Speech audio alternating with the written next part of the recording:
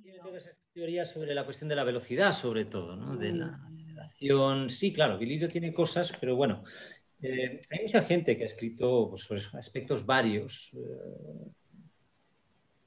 pero bueno, creo que no se ha escrito lo suficiente, ni mucho menos, en términos de hacer un análisis exhaustivo de la manera reduccionista en la que se ha venido articulando la percepción. Sobre la cuestión de la preponderancia de lo visual, sí, pues tienes a Don Najarro, tienes a mucha gente que ha denunciado, digamos, esto que se llama el ocularcentrismo, ¿no? Pero claro, no basta de algún modo denunciarlo, hay que ver cómo se ha construido y mirar más allá. O sea, porque claro, sí se habla de, bueno, en vez de la visión, el tacto. No, no es cuestión de sustituir una jerarquía por otra. Se trata de, o sea, lo que yo propongo es esta cuestión de la plasticidad versus la reducción. Esa es un poco mi propuesta. Bien, acá hay una pregunta que dice, ¿este dispositivo vendría a transformarse entonces en un futuro en una app a ser utilizada por personas con capacidades diferentes para crear, producir nuevas expresiones provenientes de su mundo interno y de sus particularidades y singularidades? ¿Esto es para Wimumo? Para Jaime, estoy leyendo las de Jaime. Ah, bien. Sí, lo único pues que no solo para, bueno, insisto que la neurodiversidad creo que tenemos que reivindicarla a todos. Entonces, sí, bueno, con esta fase nueva de BodyNet, de la cuestión telemática, sí que estamos trabajando más en el desarrollo pues, de que se pueda usar telemáticamente el sensor del teléfono como acelerómetro para interactuar remotamente con estas arquitecturas digitales, por ejemplo, ¿no? Yo, de todas formas, soy muy reacio a que esto se convirtiera en un mero producto que la gente compra. O sea, tiene que ir asociada a las prácticas de improvisación. Los talleres, como veis, son peculiares porque, bueno, no os lo he podido explicar mucho, pero vamos, no es que sea una metodología, es más bien una antimetodología, en el sentido de que lo que se promulga es la capacidad de variación continua, ¿no? Justo en vez del aprendizaje de un patrón. Entonces, sí y no. Sí que puede ir en esa dirección, pero con muchos peros. Eso, ¿no? Wimumo no está pensado como un aparato comercializable tampoco. Es para una experiencia de investigación, ¿no? Sí. Sigo. Sí. Dice, me gustaría saber qué software es el que usa Jaime, y después otra para Jaime es, en esas arquitecturas físicas, ¿el sonido y las proyecciones también están determinadas por el movimiento de las personas? Sí, empiezo por la segunda. Más que determinadas, están indeterminadas, porque de lo que se trata es un poco de favorecer la indeterminación, pero digamos que están relacionadas, sí. Digamos que cada mínimo movimiento está profundamente relacionado con todas las modulaciones del sonido, incluida sobre todo la espacialización del sonido, nunca en estéreo fijo, que es una de las grandes batallas, y las proyecciones y la estructura física. O sea, la idea es como crear un espacio que es dinámico en todos sus aspectos posibles, ¿no? Y luego la otra, ¿cuál era? ¿Cuál era la primera? ¿Qué software? Ah, sí, bueno, hay distintos aspectos, ¿no? Pero la mayor parte se hace con MaxMSP, que es la versión no abierta de Pure Data, ¿no? Habéis mencionado antes que, bueno, digamos que empecé a trabajar con ella hace años y cuando me quise pasar al Pure Data, pues no tenía programador que me ayudara a transferir todos los programas que teníamos creados enormes ya. Mi modo de trabajar es como, yo como vengo de la música, pues tengo una mentalidad como de crear un instrumento, en el sentido de que no es que hago una cosa nueva para cada situación, sino que son años y años de desarrollo continuo. Esto me parece que es un tipo de aproximación que es importante mencionar, ¿no?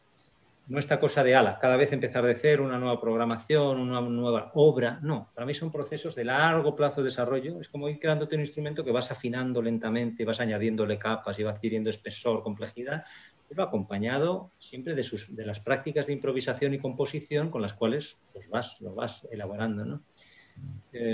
Bueno, esto por excusarme porque no es la versión de código abierto la que uso. Claro, software libre. Bueno, me llamó mucho la atención, bueno, de todo lo que comentaste, particularmente también esto último, esta experiencia de personas que sumergidas en estos ambientes se quedaban hasta 3 horas, digamos, en ese estado. Y me pregunto un poco también, comparado con las experiencias que que yo tengo a diario, digamos, donde cuando me quedo 3 horas quieto es porque me pusieron una película de Netflix, ponele. Pero entonces, ¿cómo cómo están resonando estas personas o cómo están en comunión con estos ambientes? Y qué en personas que no encajan dentro de lo que es neurodiverso, sino neuronormado, digamos, perdón, pero no sé bien los términos, qué experiencias similares, digamos, pueden tener. Porque ahí en estas personas que vos mostraste, que por ahí tienen ciertas, se le llaman, no sé, en la medicina patologías, pero bueno, son simplemente neurodiversas, estos entornos las atrapan. ¿Cómo podrías describir ese estado en el que quedan tan prendadas de estos entornos? Y eso es todo Y un debate muy interesante porque se mueve ahí en una frontera, bueno, de entrada, pues para cada persona es bastante distinto. Pues eso es parte de la investigación que he hecho con Alicia y Rubén, es ir extrayendo un poco pues, de entrevistas y de cosas para extraer algún poco de feedback un poco más concreto, ¿no? Y claro, una de las cosas que creo que tienen los entornos es que te sientes como, a pesar de, o quizá por ser tan indeterminados, pero te sientes como, es un poco como un útero materno. Tiene un poco esa cosa, la cuestión de las estructuras físicas que te suspenden y que tienen esa elasticidad y que te sientes como arropado por ellas, pero te puedes mover. O sea, que es una mezcla muy extraña entre un cierto tipo de limitación y la libertad que te creas dentro de esa limitación, que es otra distinta a las habituales y no determinada del todo. Es como que dentro de esa configuración tú puedes crearte una libertad nueva, ¿no? Pero con esa cuestión de la sensación elástica de movimiento que te arropa, que te sostiene. Por ejemplo, había otra colaboradora también activista de discapacidad, artista coja, se define a sí misma, Mónica Lamberti, que estuvo otro año, que tiene osteogénesis imperfecta, que, o sea, que básicamente que si se cae al suelo se rompe todos los huesos, y le daba miedo entrar, pero cuando estaba dentro dijo, no, me sentí totalmente segura, porque todo esto te sostenía, te arropaba y te dejaba moverte. Es como nadar un poco en el mar, pero de otra manera, ¿no? Es como, entonces, no sé, bueno, habría muchísimo que hablar y ha habido relaciones muy, muy distintas, ¿no? Pero tiene un poco ese doble, ¿no?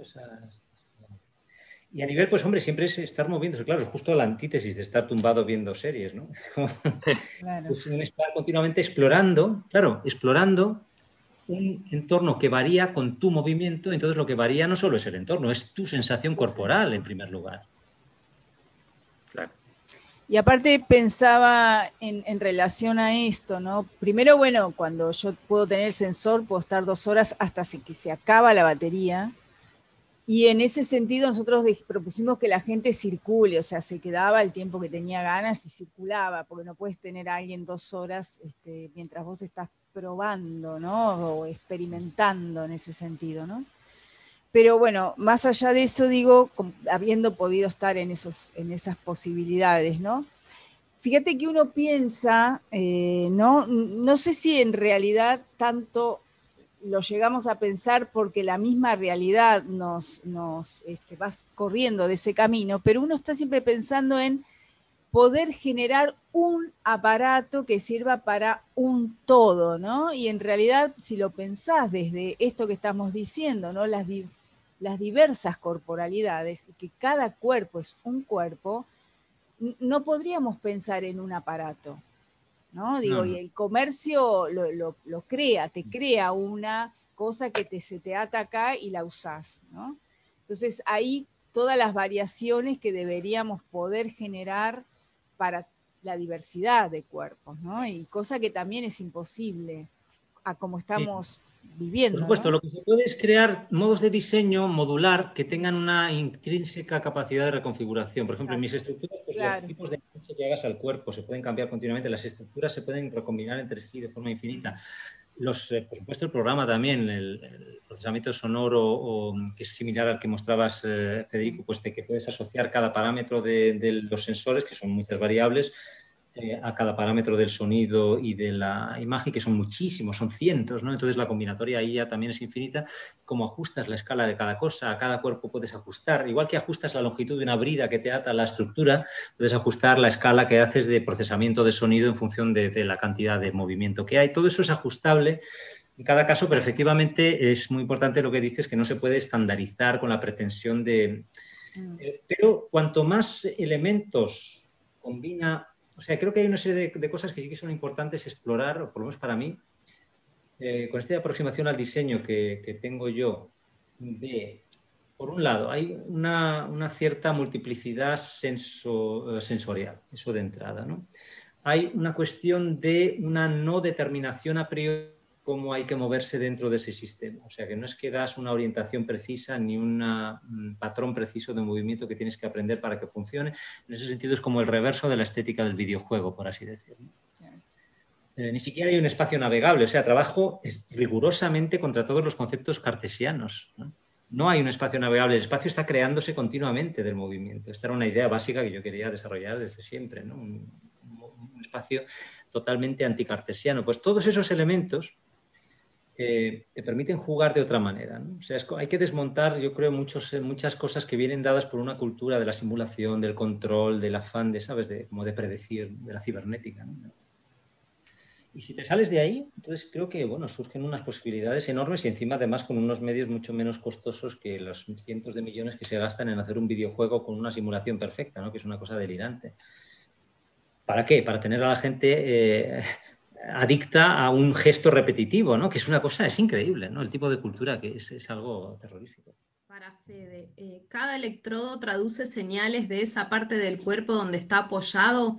Entonces, si hay 5 electrodos, ¿hay 5 líneas de señales por separado? Sí, sí. Cada uno, claro, captura los biopotenciales de cerca de la zona donde está.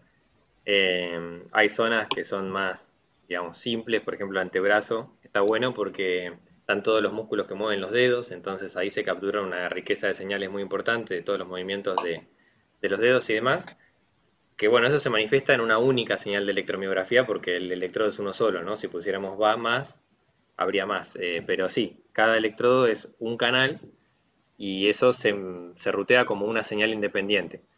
En el caso de lo que hicimos hasta ahora, cada uno de los Wimumos tenía 4 electrodos, o sea, 4 y 4, y todo eso se enviaba y en cada computadora podía recibirse los 8 canales, en este caso 4 y 4, y a partir de esos 8 canales, cada uno asociarlo, bueno, a las cosas que se quisieran.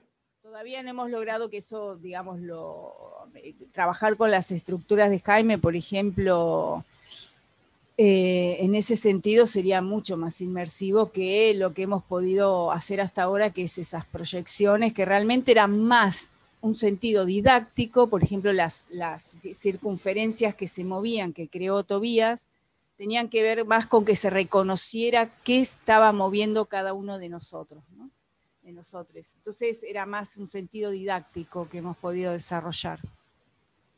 Bien, una pregunta, Federico, me interesa mucho el tema del biosensado, ¿no? Porque yo trabajo con propiocepción y quería preguntarte si